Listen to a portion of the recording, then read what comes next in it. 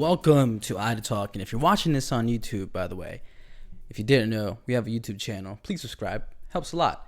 So, new YouTube channel, go check that out. If you're listening to if you're listening to this on Spotify, follow us on Spotify. Not a big deal.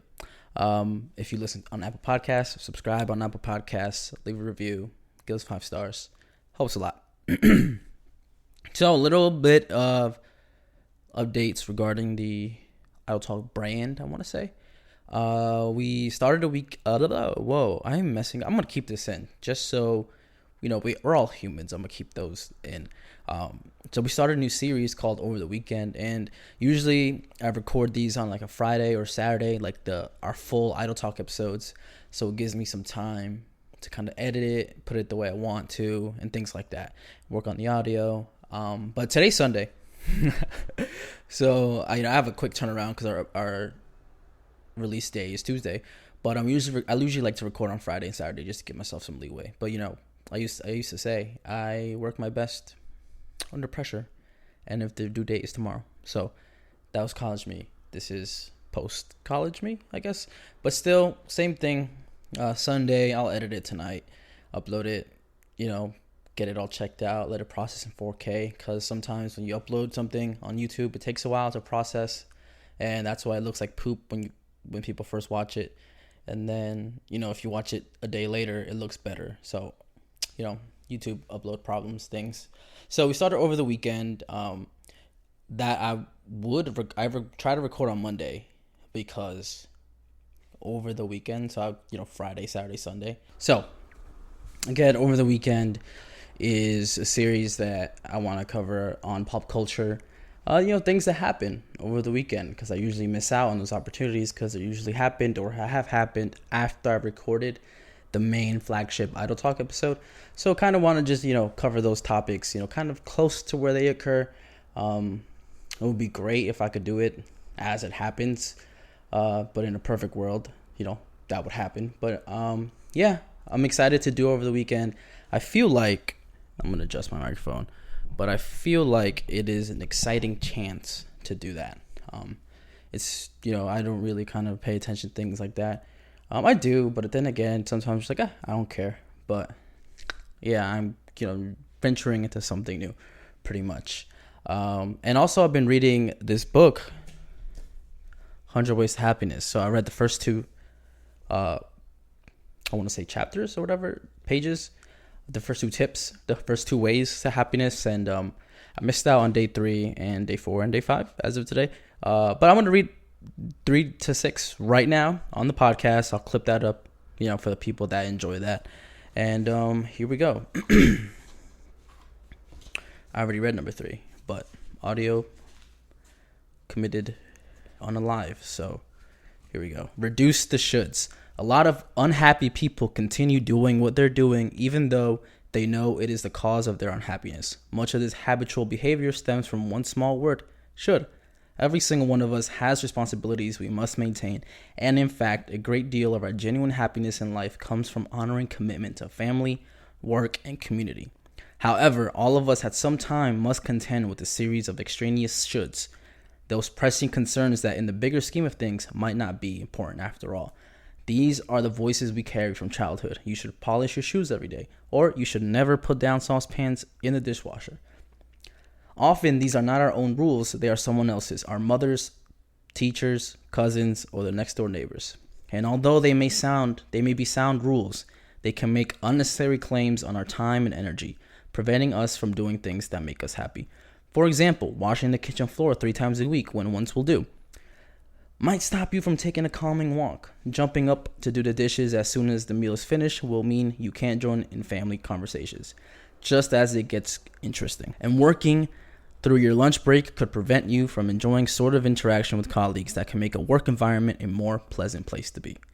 Make a list of all your shoulds in life. Have a think about when you first start to regard an activity as a should and who encouraged this. Then put a line through any shoulds that are no longer working for you.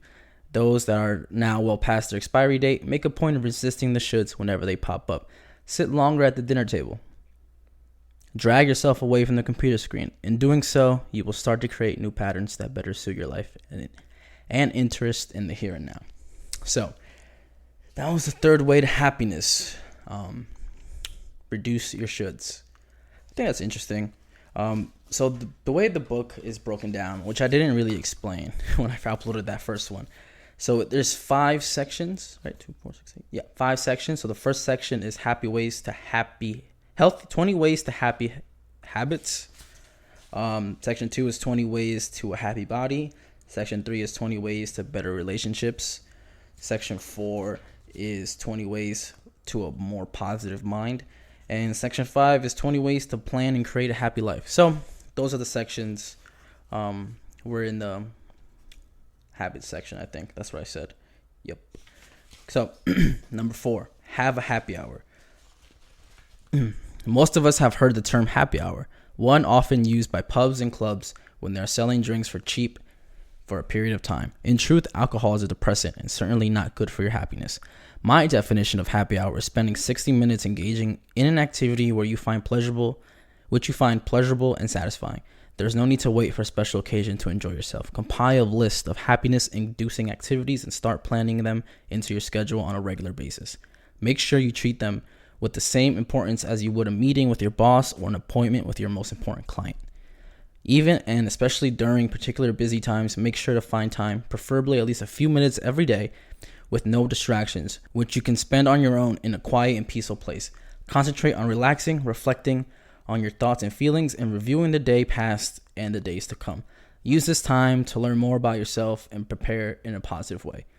Practice incorporating this recreational time into your life, and you will soon see that you don't need to wait for Friday afternoon to be happy hour.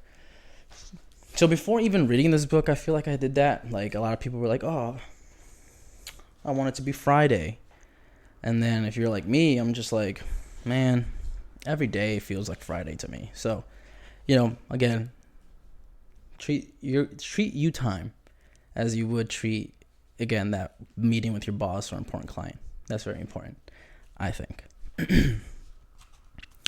Number 5, practice incremental change.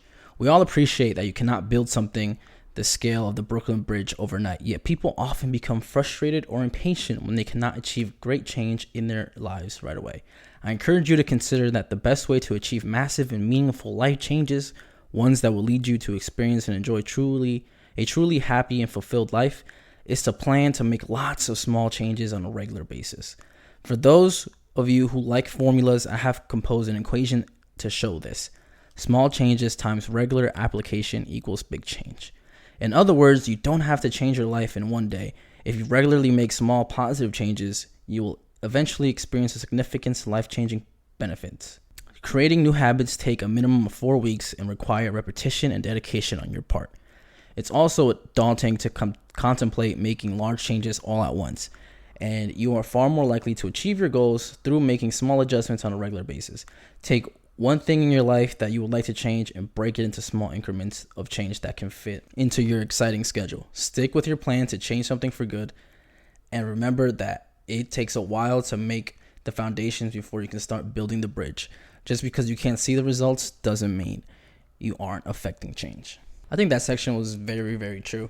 I think I also tend to do that too. I'm going to be quite honest with you, but just saying, like, not seeing immediate results or not seeing immediate impact, and that kind of gets disheartening. But we have to remember, again, a lot of small changes definitely brings you that big change in the end. But we have to be patient for it.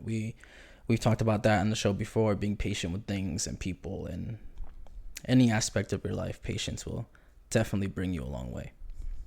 So, habit 6, alter bad habits. Most people know what they should do to live a healthier and happier life. To be fitter and healthier, for example, everyone knows they should eat less fat, sugar, and salt, eat more fruit and vegetables, and exercise more. Recognizing the changes we have to make is not rocket science. So why do few people do these things well? The reason is that few people have an effective system in place to achieve change. If you want to develop healthier habits, you are far better equipped to succeed if you use a strategy. Rather than embarking on a regime which aims to simply do away with bad habits, you need a system which at the same time replaces these with new and helpful habits. You will be far more likely to eliminate existing bad habits if you substitute them with positive habits. much in the same way that people who are overweight often have more success losing weight if they substitute undesirable foods with healthier foods rather than just not eating. Identify when it is you typically engage in negative behaviors and put it in place a plan to alter the behavior in that setting. For example, if you find that your healthy eating plan tends to fail when you eat out at restaurants, find out about the menu before you go and make the healthy choice in advance. Habits are built into our routine, and often we don't consciously think about engaging in certain sorts of behavior. Once you single out circumstances in which you are most likely to revert to old behavior, you are able to plan to prevent it. Reward yourself for making positive changes and for trying to engage in healthier, productive activities. Remember that even if you are only successful half the time, you are still training yourself for the future. Celebrating your efforts will significantly increase your chance of continuing healthful habits in the long term. So, hopefully that caught up my days, and I'll see you next time when it comes to this. So, next, I kind of have a topic I kind of want to discuss, and I'm going to just label it as don't explain your whys. And I've noticed in myself personally, I've done this plenty of times, more particularly like in the workforce where I'm sending an email and I put, hey, don't mean to bother you, or hey, if it's not big of a deal, can I get XYZ?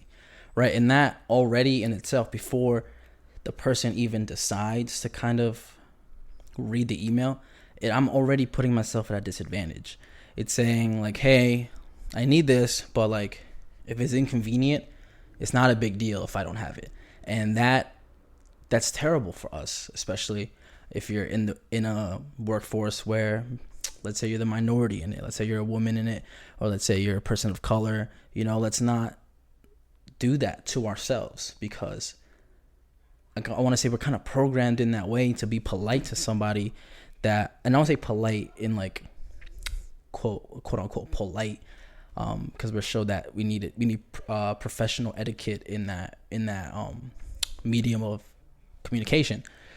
But just don't explain your whys. Like, somebody asked me if I could come in at like 11 and my training was at 12, and like, hey, can you do 11? It's easier that way. I was like, no, I can't come in at 11. Meanwhile, they sent me an email at 9 a.m. and I was communicating with them. I was like, nah, 11 doesn't work for me. I'll be honest with you, I had nothing to do at 11. But it's just the principle in things. It's just saying, nah, we agreed on the time. I'm going to stick to that time. Because we need to start doing that more. Like, I spoke to somebody and they were like, oh yeah, me, like, I'm starting to take vacations now. Like, good. The fuck? Like, go ahead, take your vacations. That's awesome. I would love that for you. But it's just like, don't explain why you can't or can do certain things. Because at the end of it, it's just kind of, I'm trying to find the words for it. It's like playing yourself down in a way, or it's playing yourself down, not giving yourself enough credit, just all those things where it's kind of already giving you a handicap before you even begin. So again, don't explain your whys, because frankly, whatever the reason may be, it's completely valid, I want to say. So just thinking about that lately. Also thinking about my certain addictions or vices, let's say. Vices is bad, right? Let's just say what it is, right? So some people drink, some people smoke, some people do whatever they want, right? But me personally, I feel like I fucked up. I have a phone case addiction. Like, seriously. Like, look at all these phone cases. Like, look at them. I have so many phone cases. And that's a problem, right? Because this is like, I think the cheapest phone case on here in this pile was like $5, and it's this one. And that's because I needed a cheap case because I wanted to like Frankenstein something. And it worked, clearly. But yeah, I have a phone case addiction, and I kind of want to just be honest with myself with that and just put it out there, because I don't know why. I just love phone cases. I have like this this OCD. I want to say ADHD. I have this OCD of just like, I feel my phone, I'm like, I hate how this feels today. The next case, and then I'll switch them out like 12 times a day until I find the right feel that I like. And I do that often.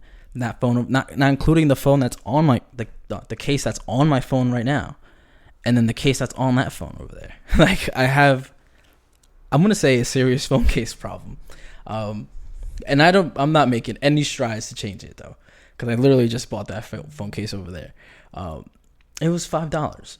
I bought another cheap one. I wanted to see what it would be like to buy a case from Five Below and a screen protector, and just see what life does to that combination. So that's exciting in itself. But yeah, I have a phone case addiction, and I frankly don't know what to do with it. Oh, you see a phone case up there hanging in that wall? That one was free. That was from Samsung. I went to like an event in like Brooklyn or something, and it was awesome to do that. So yeah, phone case addiction. And also, I love going on Facebook now, and I'm in these neighborhood groups, like I told you in last episode, neighborhood drama. I love going in there and just seeing people freak out about the dumbest things. And I don't know, I feel like is it relaxing? Why do I like to enjoy people, complain on the internet about things? Like the other day, somebody was complaining about LA Fitness stapling flyers to trees, and somebody was like, yeah, there's a sign that says you shouldn't, it's bad for the trees, da da da. And then somebody comes in, it's like, nah, the trees like spit the nails out. Like when it rusts, it either absorbs it entirely or it just spits it out because it feels like it. So that was pretty funny to like go through those comments as well. Like I don't know, I just love going on Facebook and seeing all those things. Like it's terrible, like, because I'm laughing at people who are actually really serious about whatever they're complaining about. But at the end of the day, it's just like so rewarding for me to just sit down and just spend like 30 minutes ha-haing comments, like, or ha-haing those statuses. And it's just like, should I stop doing that? I feel like should I like take that part out of my day out and just find something productive to do with it? Because at the end of the day, is it a good thing to do? I mean, I enjoy it. I'm getting some kind of like reward from it, but again, it's just one of those things you just got to ask yourself. So I challenge you to find something that isn't quote unquote good for you and see, reflect on it, That's cool. Okay. On a lighter, more casual note, let's transition to something better. Okay, I kind of mumbled that last part. But I got a new job. I don't want to say new because I didn't have a previous job or an old job, but I got a job, and it's something casual, something easy, something just. Why do I need a job? Oh, because bills. But anyway, got one of those things. It's pretty cool. People are cool there, and I get to hang out with animals all day. So yeah, that's pretty neat. I get to walk some dogs, interact with some cats. Those are hit or miss cats. They either like me or they hate me, and there's no in between. There's no like, hey, you're pretty okay, or yeah, you kind of suck. No, it's like, I hate you, die, or it's like, hey man, let's hang out. And I'm like, yeah, let's figure that out, because cats are always so enjoyable to figure that out with. But yeah, at the end of the day, new job, pays pretty cool, and I get to hang out with animals, and I frankly couldn't have asked for a better job. I feel like it's like the right job for me for the moment, and I'm just excited to see if what happens from it, because like it's just the beginning. I wonder how this story ends. Come along with me and figure that out, because like, what if I get fired next week? That'll be some shit, huh? But anyway, new job, pretty interesting.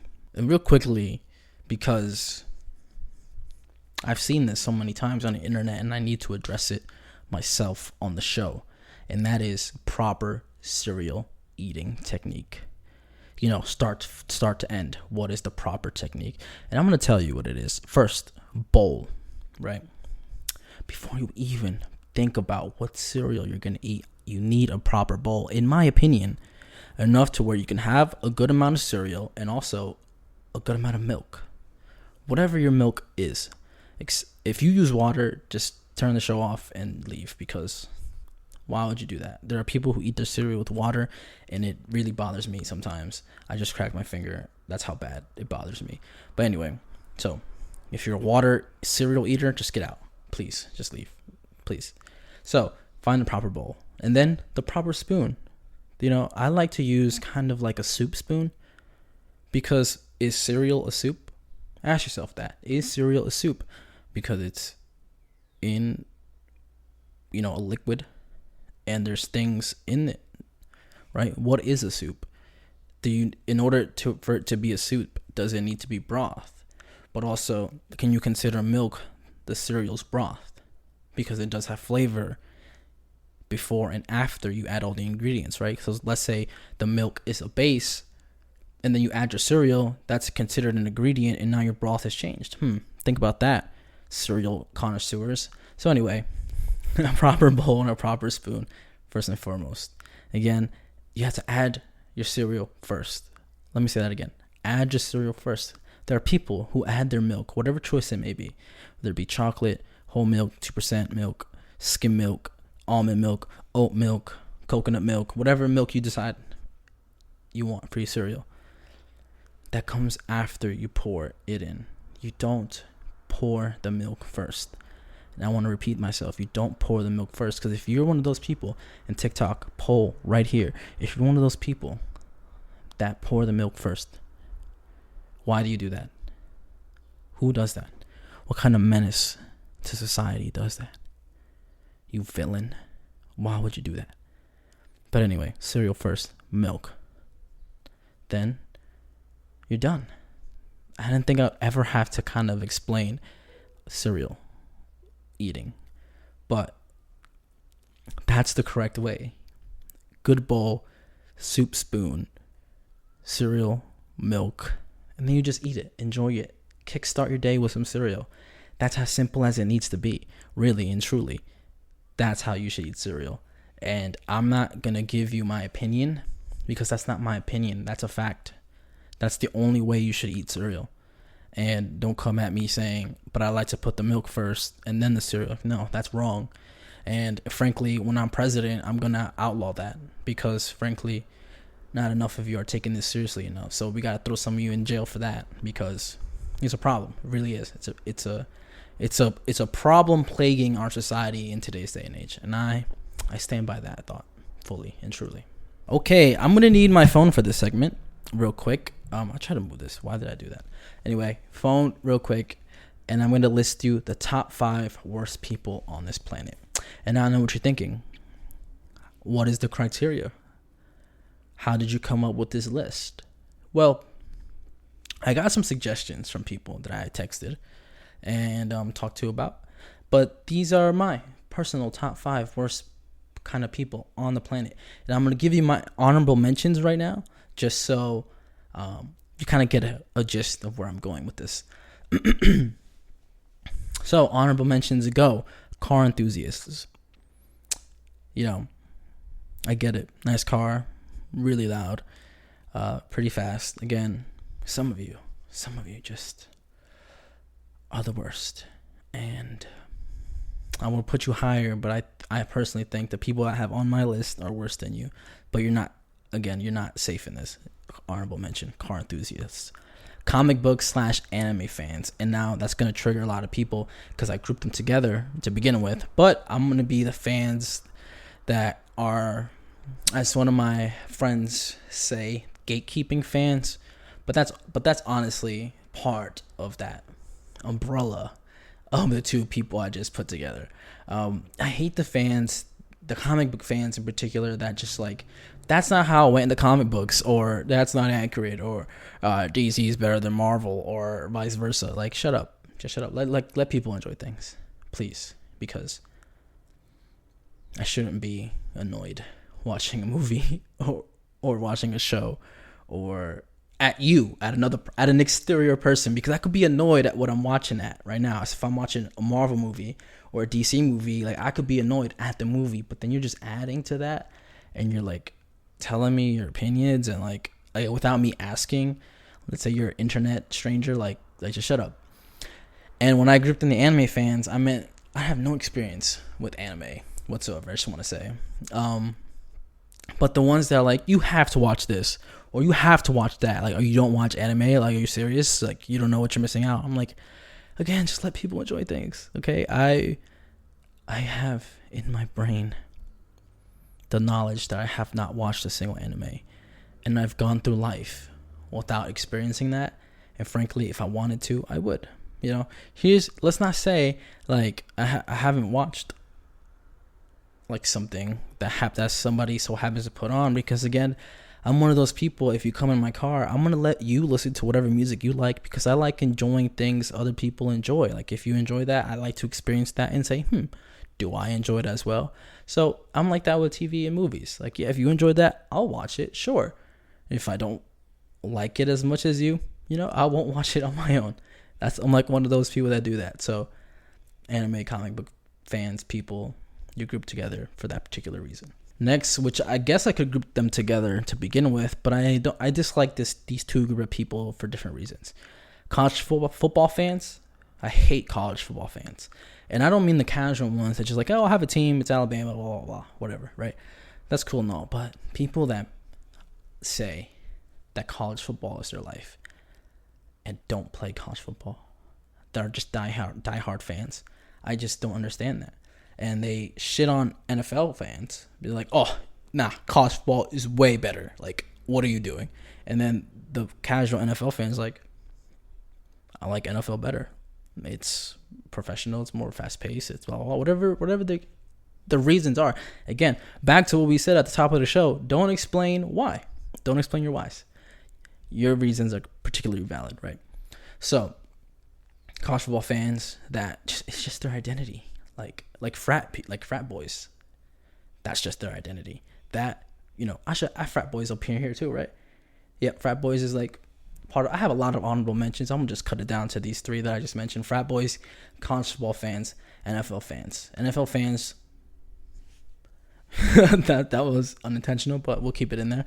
NFL fans are the worst because I just feel like they swear to God that the NFL is the best sport league on the planet and nothing can touch it, and there aren't any other sports that exist out of football. And for that reason, you are one of the worst people on this planet. This is my top 5 list of worst people on the planet.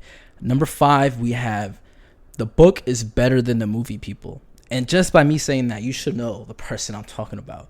It's like, this is not entirely accurate. In the book, it does this, that. Like, shut up. If I wanted to read the book, I would have read it. And even if I did read the book, I'm watching the movie because it's a movie.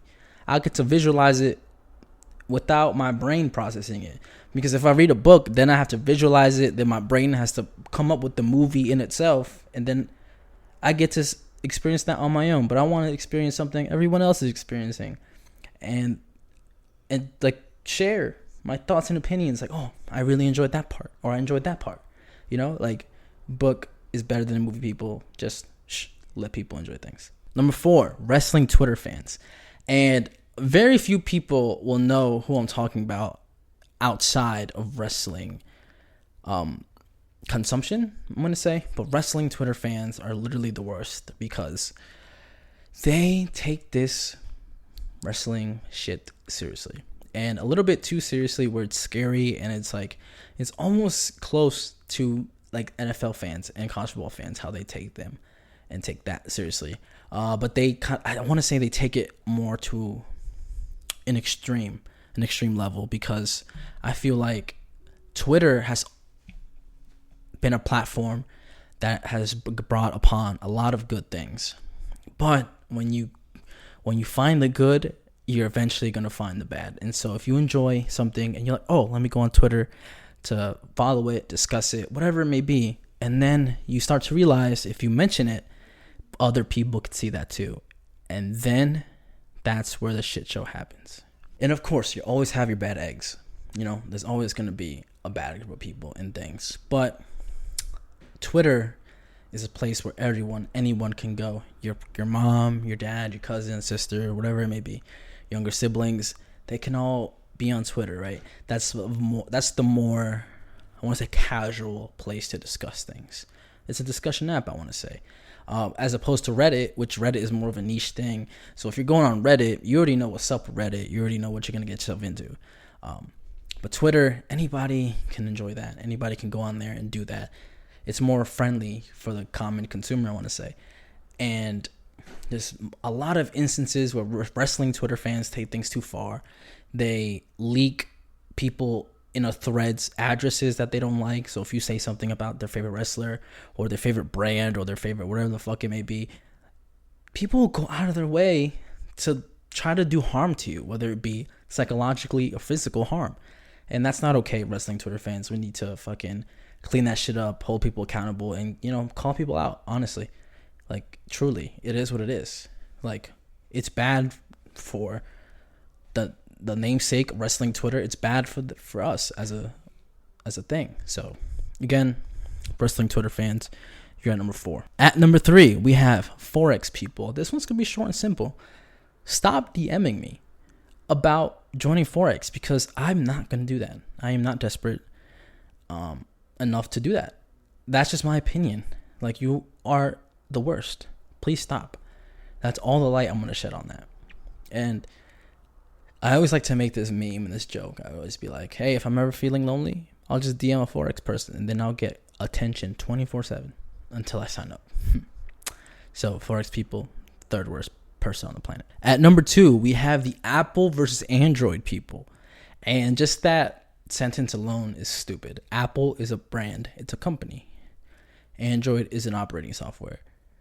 There's no branding company that's selling the Android phone.